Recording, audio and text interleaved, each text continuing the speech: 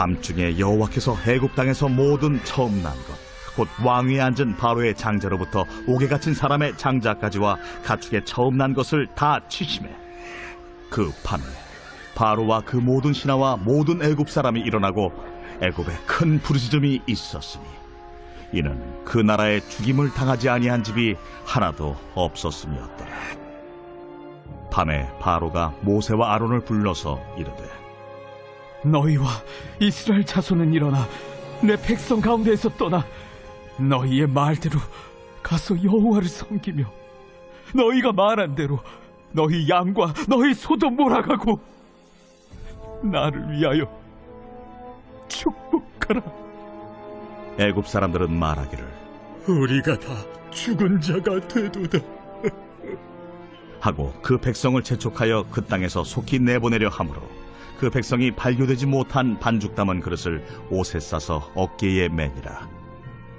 이스라엘 자손이 모세의 말대로 하여 애굽 사람에게 은금 패물과 의복을 구하매 여호와께서 애굽 사람들에게 이스라엘 백성에게 은혜를 입히게 하사 그들이 구하는 대로 주게 하심으로 그들이 애굽 사람의 물품을 취하였더라.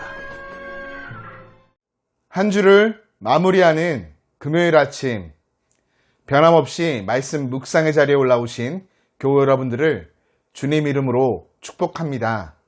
오늘도 좋으신 주님께서 우리의 삶 모든 자리 가운데 은혜와 평강으로 함께하여 주시기를 기도합니다. 그 주님을 기대하고 소망함으로 기도함으로 묵상을 시작합니다. 좋으신 주님, 변함없이 말씀 묵상의 자리에 올라온 사랑하는 교우들을 주님 이름으로 축복합니다. 오늘 우리의 삶 모든 자리 말씀을 통해 주님이라면 어떻게 생각하시고 어떻게 행동하셨을까 질문하며 주님 뜻 가운데 거하는 복된 삶 살게 하여 주옵소서. 지치고 피곤한 우리의 심령 가운데 주님으로부터 임하는 새 힘과 은혜가 넘치게 하시며 능력받아 승리가 가득한 복된 날 되게 하여 주옵소서. 예수님 이름으로 기도드립니다. 아멘. 드디어 그날이 찾아왔습니다. 출애굽의 밤 말이죠. 길고 긴 재앙들, 대화들, 유월절과 무교절 규례에 대한 상세한 지침이 설명된 이후 드디어 탈출이 시작되었습니다. 이스라엘 자손은 유월절 어린 양을 준비하고 자신들의 집을 봉인하였으며 식사하기 시작했습니다. 그리고 급박하고 간명한 보도들이 뉴스 속보처럼 이어지죠. 첫 번째 보도는 애굽 땅의 장자를 치시는 여호와의 행동을 보도합니다. 29절은 밤중에 여호와께서 애굽 땅에서 모든 처음 난 것을 다 치심해 라고 전하며 생명과 죽음을 주관하시는 하나님을 드러내죠. 애굽의 가장 높은 보좌에서 가장 낮은 자리에 이르기까지 집집마다 큰 부르짖음이 있었고 그 밤에 애굽의 모든 사람이 일어나게 됩니다. 두 번째 보도는 바로의 반응입니다. 바로는 두 손을 들고 스스로 협상을 포기합니다. 출애굽기에서 바로의 마지막 말은 명령이 아닌 32절 나를 위하여 축복하라와 같이 간청이었죠. 그러나 바로는 이스라엘 자손이 탈출을 시작할 때까지 그 마음을 바꾸지 않습니다. 세 번째 보도는 이스라엘의 자손이 자신들의 떡을 급히 싸는 모습이죠. 애굽 사람들이 그들을 재촉하여 속히 내보내려 했기 때문입니다. 애굽 사람들은 집집마다 사람이 죽었기 때문에 이스라엘 자손이 가지 않고 남아있으면 더 많은 사람이 죽을까 두려워했던 것이죠. 그런데 이처럼 엄청난 재앙이 진행되는 가운데에도 떡을 준비하는 모습 이상하게 보입니다. 이 두렵고 다급한 상황에서도 하나님은 자기 백성들을 위하여 일용할 양식에 대해 상세한 지침을 주신 것이죠. 네 번째 보도는 애굽 사람들이 이스라엘 자손에게 베푼 은혜를 묘사하는 것이죠. 하나님께서 권력 구조를 역전시키셨습니다.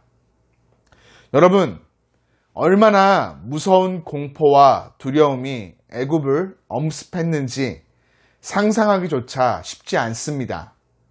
이 재앙은 단순히 사람만 치고 경제적 손실만 입힌 것이 아니라 애굽의 종교적 근간까지 흔들어 놓았습니다. 이 재앙을 피한 가정은 하나도 없었습니다. 이스라엘은 승자로서 당당하게 애굽을 떠나게 된 것이죠. 순식간에 일어난 일이었습니다. 10번째 재앙은 바로의 즉각적이고 무조건적인 항복을 받아냈죠. 이처럼 온 애굽이 통곡하는 이 밤, 이스라엘은 죽음을 맛보지 않았습니다. 어린 양의 피를 문설주와 임방에 뿌리라는 여호와의 말씀에 순종했기 때문이죠. 우리는 6월절 어린 양을 신약 성경에서 다시 만납니다. 예수 그리스도. 그가 세상 죄를 지신 6월절 어린 양이었습니다. 예수 그리스도께서 인간의 죄와 죽음을 대신하여 몸을 찢으시고 피를 흘리셨습니다. 6월절 양의 죽음이 이스라엘을 죽음에서 해방하여 주었다면 예수 그리스도의 죽음은 죄의 대가로 사망 가운데 있는 사람들을 살리는 생명의 사건이죠. 그 대가로 우리가 죽음에서 생명을 얻었습니다. 여러분, 우리 삶의 자리가 바빠질수록 이 진리를 잊게 됩니다. 그러나 바쁘면 바쁠수록 더욱 의지를 들여 어린 양 되시는 예수님의 보혈의 의미를 깊이 묵상합시다. 감사를 고백합시다. 오늘 나를 살게 하는 삶의 핵심 사건이기 때문이죠. 혹 내 안에 바로와 같이 돌같이 굳어진 강팍한 마음이 있다면, 돌이켜야 할 자리에 내가 서 있다면 예수 그리스도의 보혈을 의지하여 죄를 회개하고 구원의 은혜를 구하며 돌이켜 주님이 가르치신 길로 걸어갑시다. 영원히 변하지 않으며 찬란한 영광이 가득한 예수 그리스도의 십자가 은혜를 잊지 않고 묵상하며 그 뜻대로 걸어갈 때 우리의 삶 가운데 참된 은혜와 행복, 복과 형통함이 가득 넘치게 될 것입니다. 이를 기억하며 오늘을 살아가는 우리 모두가 되기를 주님 이름으로 축복합니다.